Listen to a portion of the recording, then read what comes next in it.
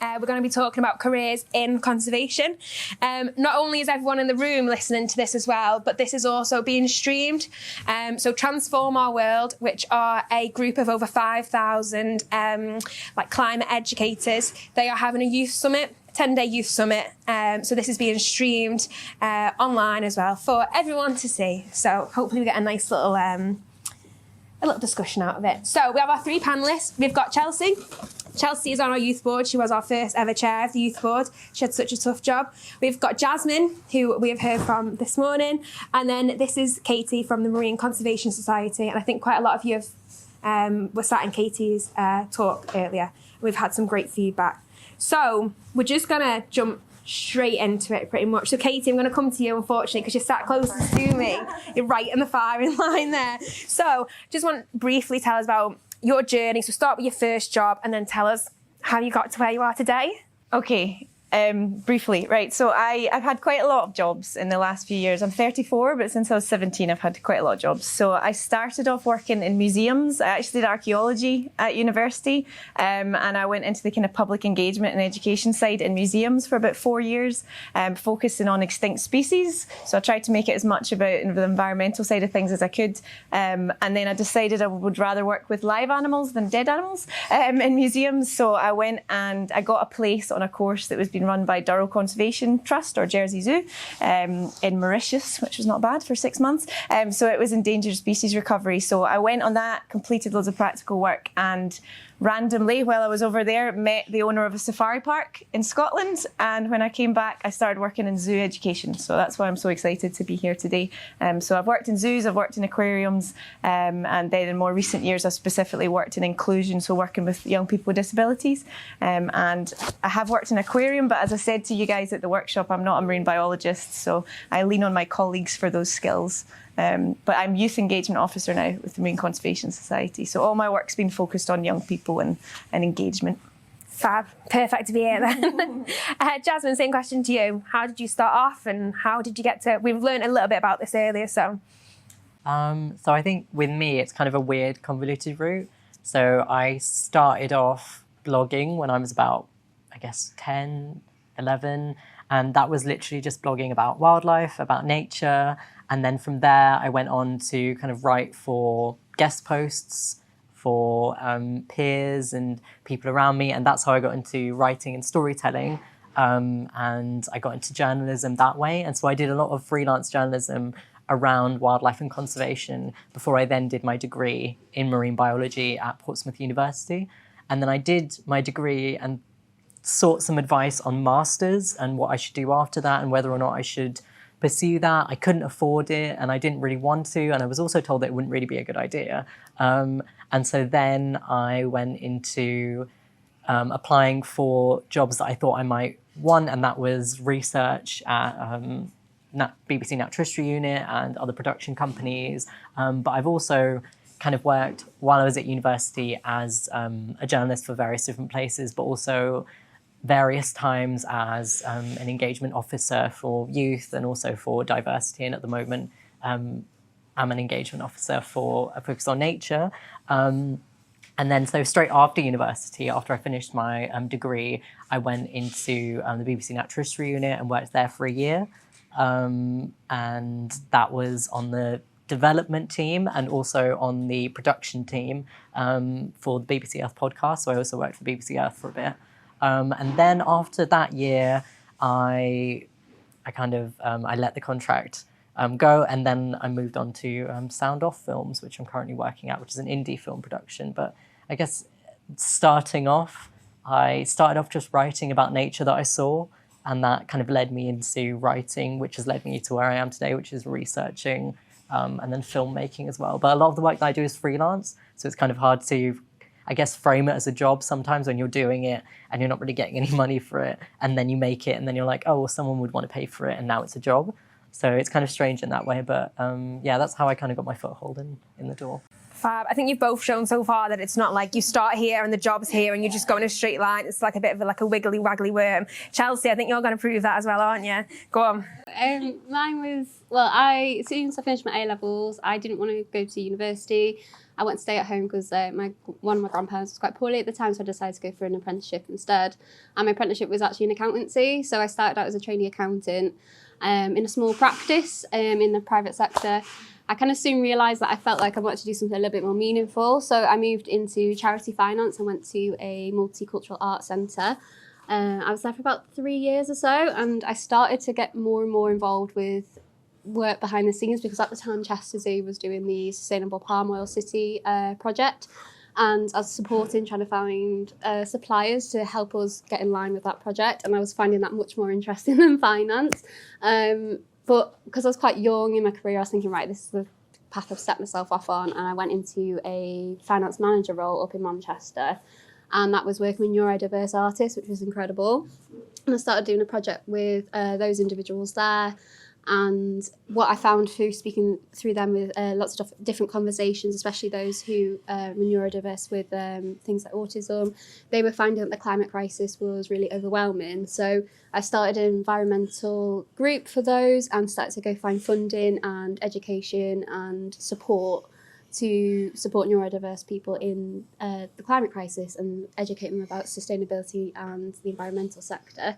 And I much preferred that over my finance manager role. So I thought, right, that's it now. Along with obviously being part of Chester Youth Board, I thought, right, this is it. I'm going to make the jump, which was quite scary considering I've been working in finance for 8 years. So I moved then to the RSPB earlier in this year. Started out with fundraising with them because I really enjoyed obviously looking for funding when I was in my previous role. So I thought, right, I'll go into fundraising there. Got involved with the Lynbrenner Osprey project, which was really successful. We had 2 fledglings this year. Got involved with a lot of BTO surveys, and now I'm seconded out on the learning and organisational development secondment in the Values and Behaviours project for the RSPB. Fab. Thank you, Chelsie. We've spoken quite a lot today about how you can start with some form of education or no education, you can get to where you've been, and how everyone's got a different background. And I think you 3 have just proved that perfectly, that you're all sat in the room together, but you've all had very different routes into conservation. So we've all seemed to have got really lovely, wholesome jobs. So what's the best bit about your job, Katie? The best bit genuinely is meeting so many cool young people. I'm not just saying that. My job works with 5 to 25-year-olds. I like the little kids best, to be honest. But I get to speak to so many cool young people across the UK, and we work in the overseas territories as well in the Caribbean. So I think that's one of the best parts of my job at the moment. And also just seeing, I love teaching people about nature in any way, whether it's the land or the ocean. So I get to do that and get paid. So pretty cool. And what's been the most exciting thing you've done so far out of all your jobs? You know, when someone says what do you do, and you're like, wow, I did this really cool thing. What is your cool thing that you brag about to everyone? I mean, it was pretty cool working in a safari park. It became kind of normal for me, but it was pretty cool on a daily basis, going and giving rhinos mud baths and feeding giraffes and stuff with the public. So, I mean, being that close to so many endangered species and being able to teach people about them, but you get to know their personalities and stuff as well. So I think working there was probably one of the best things. But also I've worked for a charity that encourages young people to get outdoors, both recreationally but also just kind of therapeutically. So I've done a lot of animal therapy and nature therapy, and that was really rewarding. So personally, I think that was one of the highlights as well. Oh, just really wholesome things. The whole day's been so wholesome. Jasmine, what is exciting about what you do? What's your favourite thing you've done? That's a really hard question because I've got so many, obviously there's different roles that I have, and I didn't really talk about how I got into speaking, but I think my favourite thing about being able to speak at science festivals and events and things like that is the fact that I get to travel to these places that I never would have been able to if I wasn't speaking at them. Because in terms of accessibility, I've never really been able to afford to go to any of these events or really attend any of them. So actually being able to speak at them is a way that I even get to attend the event. And so I get to attend these events and I get to meet such incredible people. So I remember I went to Cheltenham Science Festival to do a couple of talks there. And there were some amazing scientists and people, and just people who had some really cool ideas around education and around science and how to present it to people and all of these different things. And I thought, oh my God, it's amazing that I get to travel here, speak at this, and then I get to speak to you about all of these really cool things, and I get to be part of your group discussion on that. So I think the best part about speaking at events for me is getting to travel to places and meet really cool people that I never would have been able to before. And I think the best part of journalism, of freelance journalism anyway, is being given a project on wildlife, I think, pretty much, and being able to research the hell out of it and learn so much about these animals and this wildlife and getting paid for it. Like, that's really cool, especially in terms of wildlife TV research, which I think has been my most favourite role to date. And I'm really excited to go back into it, actually, because the fact that I got to kind of walk around in the BBC Natural History Unit and go past the Attenborough Room and walk past the room where they make Spring Watch and all of these shows that I grew up with when I was younger, and I just really, really enjoy them. And even like Deadly 60 that I grew up when I was younger watching it, and I got to work on it. That's incredible to me. And it's amazing when you get to meet the people behind it and you get to work behind the camera and you get to see all these animals. So I think it's the animals and the people that are just so incredible, and just getting to meet all of these things and all of these people and do all of these things that I never would have been able to before. And I think the best experience that I guess I've had, that's a really hard one to pin down. It probably would be the See Our Future campaign, because it was a 10-hour shoot, and we travelled all the way to Kent, and it's one of my favourite reserves. It was just an absolutely beautiful area, and we got to travel around and got to look at ocean wildlife. We got to do this amazing shoot with these incredible people. And it was all for natural history and for our ocean and for conservation, to raise awareness. And yet we were enjoying the experience and talking to people who didn't even know anything about the natural world but were artists. And I think that was just an incredible experience. So for me, that's probably the best experience I've ever had. And yeah, I think those are my favourite things. Do you struggle with having a job like you do, that you've got all these different things, you do work on a massive project and then it's over, and then suddenly, like, you're so sad, you think, what do I do next? Like, do you struggle with that? All the time, my God. Especially when I worked in development for the BBC, because you have projects and you work on them and you put all of your love and heart and soul into them, and then you push them off and they're gone and you're on to the next project. And I think with being freelance, it's kind of like that, because your schedule is so flexible. When I'm not working for a company like the BBC and when I'm just working for myself, I have to schedule all my own projects. I have to kind of email people. I have to go, oh, I'm going to do this talk at this time and that one at this time. And everything kind of gets a bit on top of you, but you know you need to do the work because that's your job. And so it kind of gets on top of you, and it is a bit crazy in terms of the scheduling. But I think it's really enjoyable as well, because you get to do so many varied things. Like my CV literally looks so random and ridiculous sometimes, because there's just so many different random things on it. And sometimes I look at it and I'm like, oh my God, I'm so lucky to have been able to do all of these incredible things and yet still do work around wildlife. Feels like they're chopping some trees down next door. Sorry, I've just given Ed the nod and he's gone to go and sort them out. So we hear pots clanging. It's Ed doing us a favour. Chelsie, would you like best about your job? What's been the most exciting thing you've done? You might have to bellow over this for a minute. I think probably the influence that you can have and resonating with other people's passions has been incredible, like literally just wonderful. And I think in regards to experiences that kind of echo that, when I was working on the Osprey project over the summer, it was very touch and go on whether it was going to be a successful project, because the year before, unfortunately the nest failed and it didn't work and we didn't get any fledglings, and there's a lot of pressure on ospreys doing well in the UK because obviously at one point they were extinct. So it was a lot of pressure on it, and there was the day when the eggs had they'd been laid and we were waiting for them to hatch, and I was in the hide and I was doing all the monitoring, and we had a few members of the public come in to just have a look, and next thing you could tell the female was up, she was off the nest, she was irritated, there was something going on, and I was thinking, right, this is going to happen here. And the eggs hatched, and it was just so emotional and wonderful, and there was members of the public that were just on a general walk around Llynbrennig that day, didn't really have much interest in ospreys or how much the effect that this had on osprey populations or the meaning behind the fact that these ospreys, it's so important that that this... It's all going wrong. Sorry, folks. I thought it was the ice cream. And everyone just cried. And it was amazing because at one point there was no ospreys in the UK. There's now over, I think, 300 pairs in Scotland. We've definitely got at least 7 successful ongoing pairs in Wales.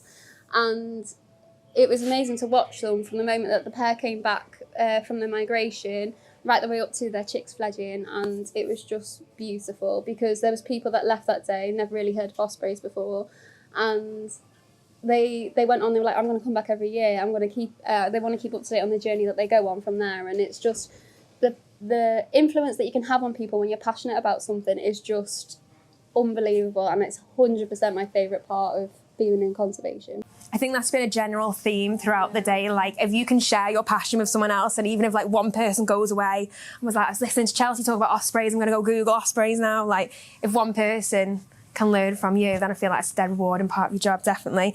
That was like the wholesome things. But what's been the biggest challenge, Chelsie? I'm going to come back to you to give poor Katie a rest. It's been the biggest challenge of your job or your career so far? In my career, I'd probably say internally it was probably myself. I think like myself's been my own challenge and doubting myself in regards to, can I do this? Am I going to be heard in this room? And it's that almost that little demon in your head thinking that you're not good enough to be in a room and your voice doesn't deserve to be heard. And that has been the biggest challenge for me, especially when changing career as well, thinking, oh gosh, I thought I had everything together. I've been working in finance for 8 years. Am I really going to make this move? And it's kind of having that little word with yourself and just saying, I can do this, I'm passionate about this, and believing in yourself, really. So I think the biggest challenge I've definitely had is just myself, and just, every so often just going, Chelsie, it's fine, just go with it. It's been so nice to watch Chelsie from like a youth board perspective. Like, Chelsie joined, I think it's fair to say none of us knew what was going on, but Chelsie was our first ever chair, so she had to know what was going on and didn't really have any idea. And then to grow from where you were to where you are now, Chelsie, it's so special to see as youth board and as your friends now, to see you start in one place and then suddenly like blossom into like this like conservation person is so amazing to see, Chelsie. It's been so nice. Katie, what about you? What's your biggest challenge you've faced in your career?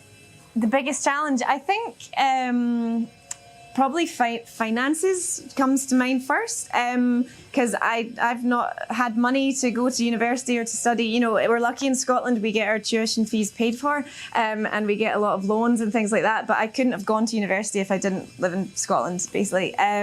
So finances also, I guess, like similar to what you're saying, Chelsie, I was changing careers. I was changing from archaeology into animal conservation. So you kind of go to interview after interview, or you apply for thousands of jobs and you just get rejected or turned down, and that can get quite disheartening. But I think I've always kind of believed in myself. I've kept that going. I knew that I would get there eventually. But yeah, I think working in conservation can get tiring. Working with children in conservation can also get tiring. But so it's giving yourself that time to like take a step back and breathe as well. That's what I would say, I think. How many people have had to put their like dreams or what they want to do on hold because they couldn't afford to do it, or they couldn't afford to go to the conference or go for that job? Put your hands up.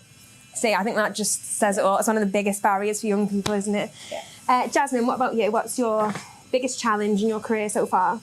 I think I really resonated with what was said before. It's imposter syndrome, I think, a lot of the time. It's the fact that you literally don't feel like you're supposed to be the one in that conversation.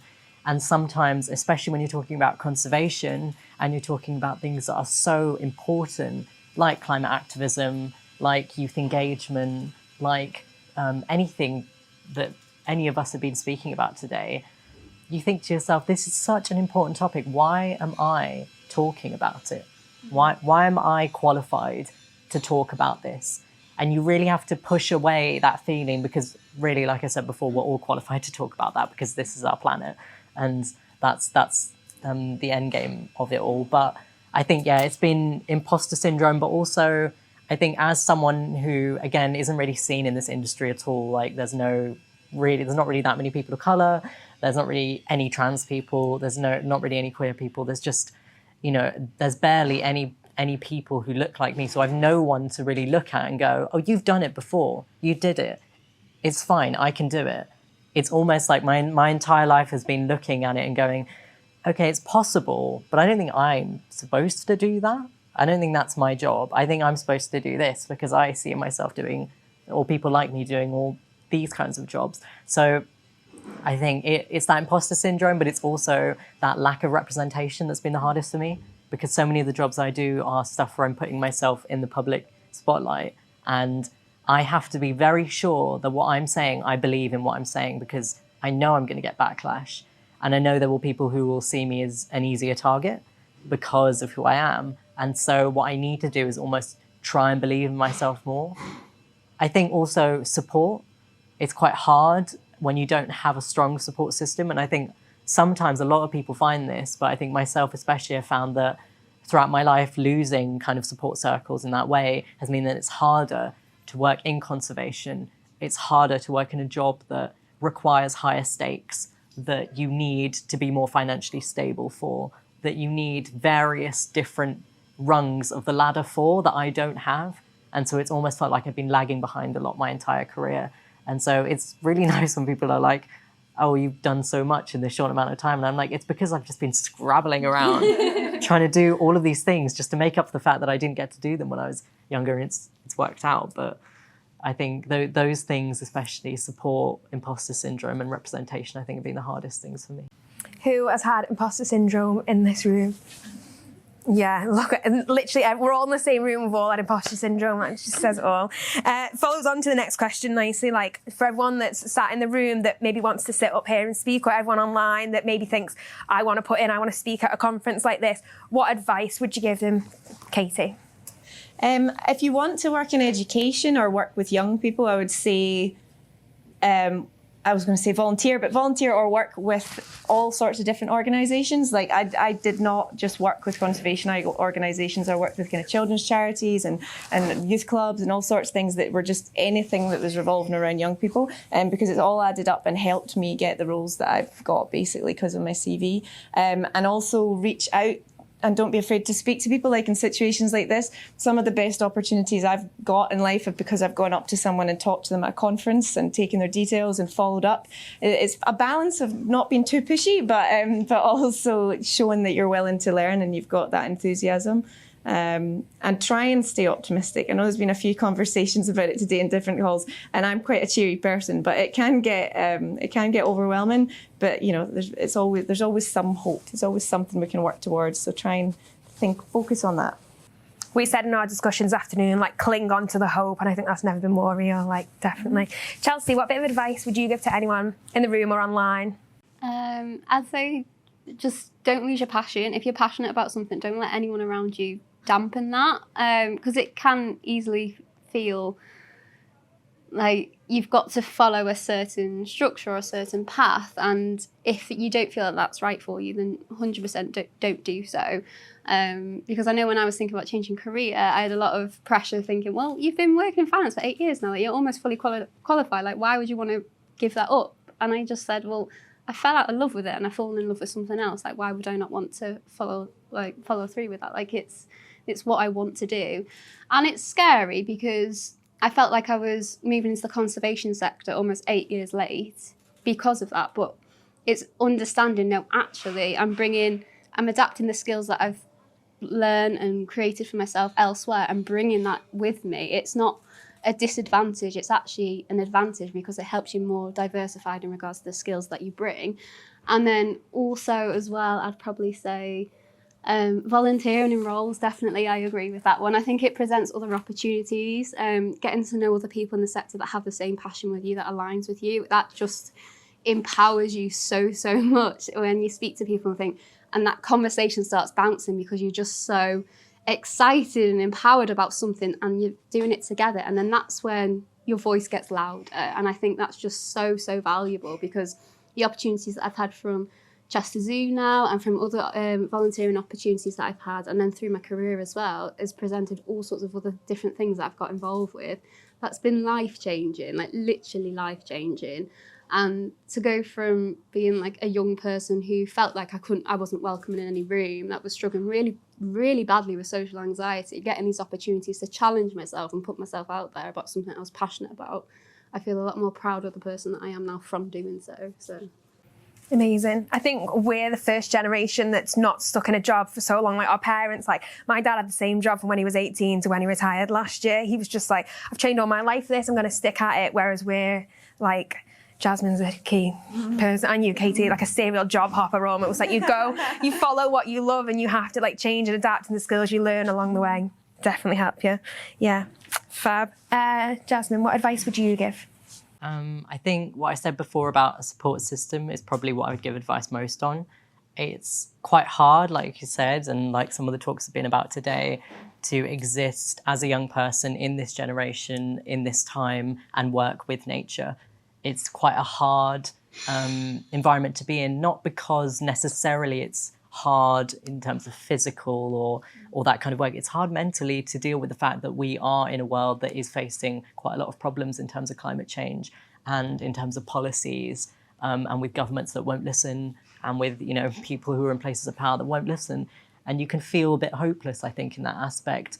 But if we do continue to fight, then what's very important is to have a support system, is to have people around you who you do know, trust and love. And so if you do get tired of the fight and you do get tired of talking about animals to people who don't seem to care sometimes, even though you love them so much, then you have somewhere to go, you have somewhere to sit down in the moments where you feel too tired to do anything. And that's so important. And that's something that I wish that I had had more of, I think, in the past, and that I have a lot of now, is that support. It's that ability to go somewhere and sit down and be yourself, and then get back up again once you've been recharged and go back and fight for nature and for the environment. And I think what's allowed me to be so versatile and flexible is also something else that I would recommend, which is an understanding that you will not necessarily, and I think we've all kind of talked about this a bit, end up in a job that you think you're qualified for.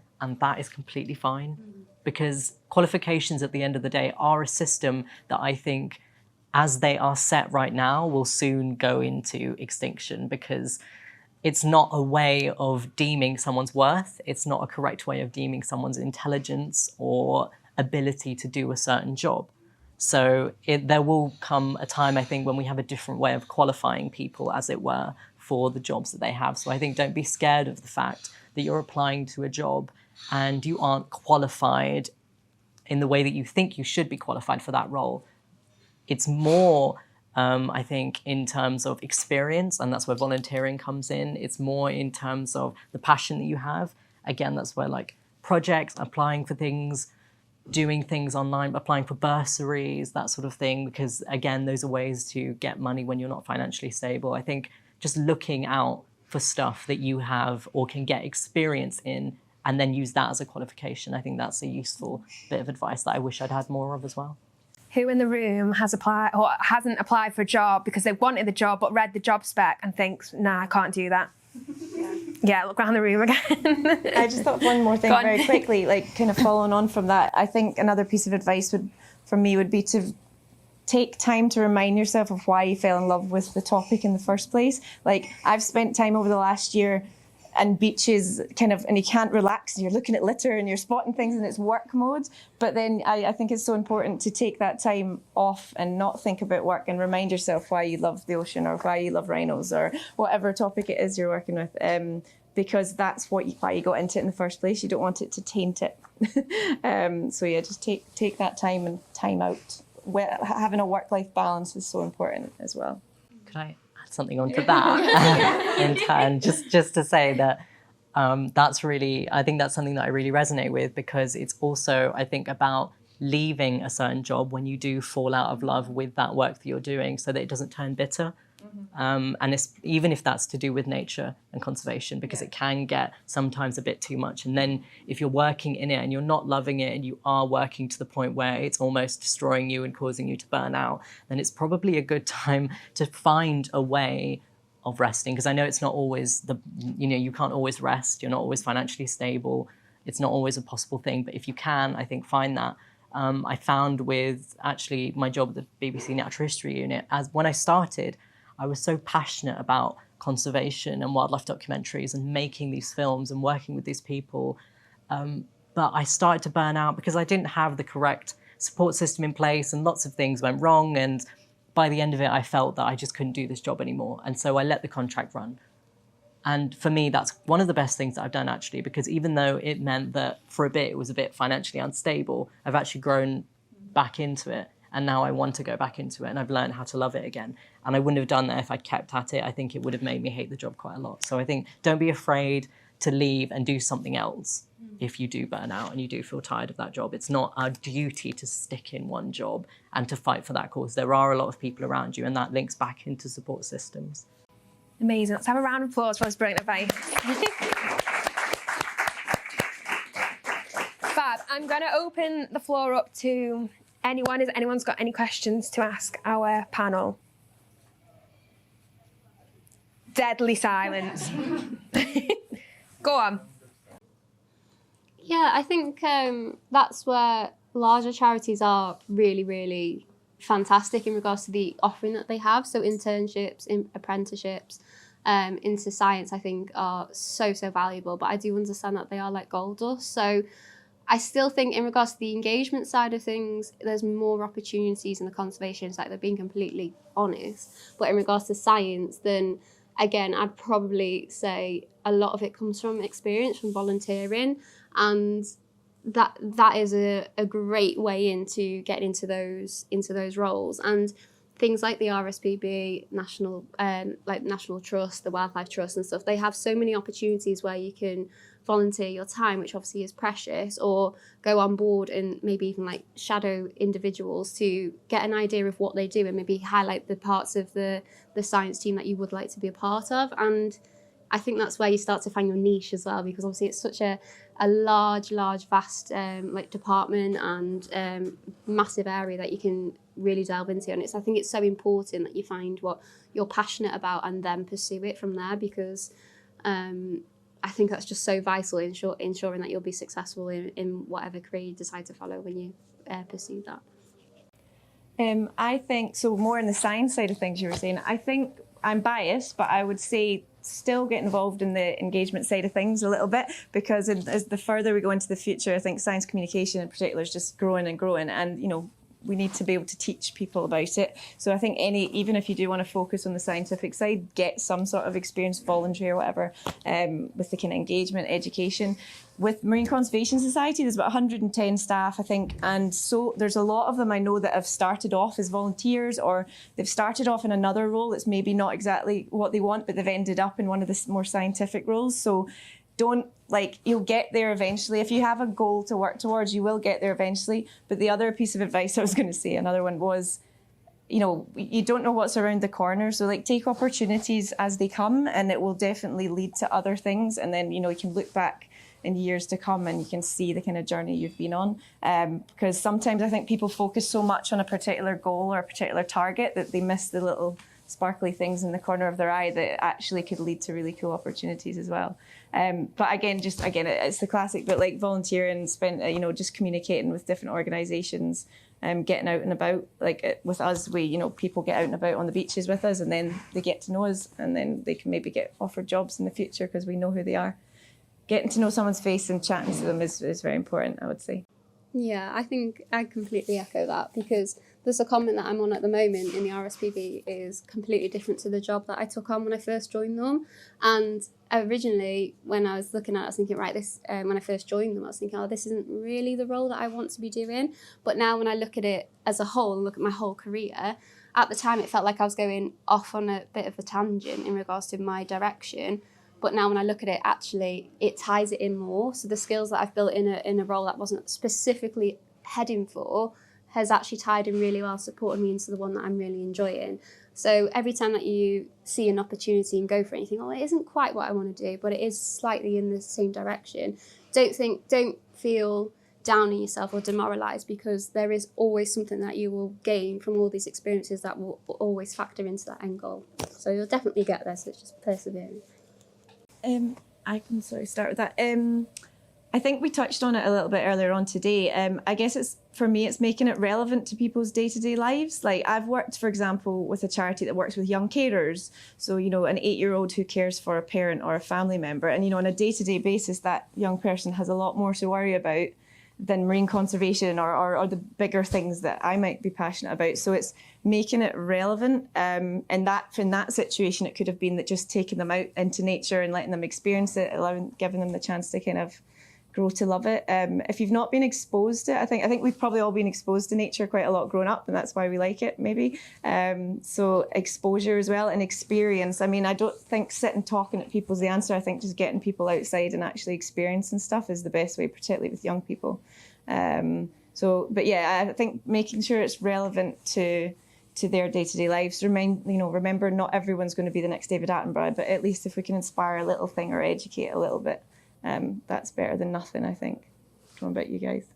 I think I would echo that, but also I really like this idea that so we did a project with a pool museum where we basically went and talked to a bunch of kids about some of the things in the museum, some of the artifacts, some of the fossils, and a lot of stuff in the museum, and tried to get them interested in the wildlife that is relevant to stuff in the museum. And one of the things that was really interesting was a lot of them didn't want to ask questions because they didn't feel like they knew enough, because they didn't feel like they were supposed to be there, and then they didn't really want to ask any questions. So I think a lot of people who don't want to be involved with wildlife and with the natural world and with conservation, they just feel a bit scared because it is quite a gated community in some kinds of ways. There is a lot of gatekeeping that goes on in the science community and the conservation industry. That's why a lot of us feel imposter syndrome, because we don't feel like we're good enough or qualified enough to be in the room. So with a lot of people, I think it's almost like they would want to be more involved if they felt that they were more comfortable or more validated in that space. And I think you can do that more easily by making language more accessible, by talking to people in a way that they'll understand more, by also bringing other people to talk to them that might share their experiences. A lot of the pleasure that I've got from my role, kind of linking back to what we were talking about before, is speaking to people who are like me, and they can see that I'm doing what they want to do. And so then they listen more because they think, oh my God, that's someone who's got the same experience as me. I do relate more to what you're saying, and so I can understand it more. So I think getting people on board to talk to people, or even if you're just going to be the one talking to people, understanding their experience by talking to people who might have the same experiences as them, doing that research and making it more accessible. Because if people feel more comfortable in the space, they're going to learn more, and they're going to understand it and be more open to understanding and learning even more about the natural world. And then they're going to love it because they feel that comfortable in there. And I think that's the key to loving anything, is feeling safe and secure in that space. Definitely. Chelsie, have you got anything to add on that? No, I just agree completely with both. I think experiences are so important, and feeling and being exposed to even events like this and realising, right, okay, I deserve to be in this room kind of thing. That's so important, but also it engages people because they get to see, even like with ourselves, like we've all had different ways into conservation. Like there's lots of different segues to get your way in. But going back to experiences, I just think it's so, so valuable. And I'm trying to think of an example, and the one that I keep going to is not the most interesting one, but at the time it was just fantastic. And I was working up at one of our reserves on South Stack, and I was chatting away to someone, and we were just sat talking out on the cliff. And there's a flower that grows in South Stack on that reserve that doesn't grow anywhere else in the world. And I just mentioned it to someone who was like passing, and they were like, what do you mean it doesn't grow somewhere else in the world? And they looked at it and they were like, I genuinely thought it was just a dandelion. Like they didn't think it was anything special. But this person had only come there for a walk with a dog. They had no interest in the conservation that was going on there in regards to the habitat, any of the wildlife. And they were literally, then it just sprung into this conversation for about 25 minutes about this flower that didn't grow anywhere else. And it's just, just because the fact they saw it and they were engaged in it, and it was that experience, and then that was it then. And then I went to speak to some of the staff afterwards, and they said, did you speak to someone before about the flower that grows in? And I was like, yeah. And they're like, oh, they've come to ask more about it. And it's small things, but it definitely comes through experiences, and I think that's how people start to immerse themselves in it much, much more.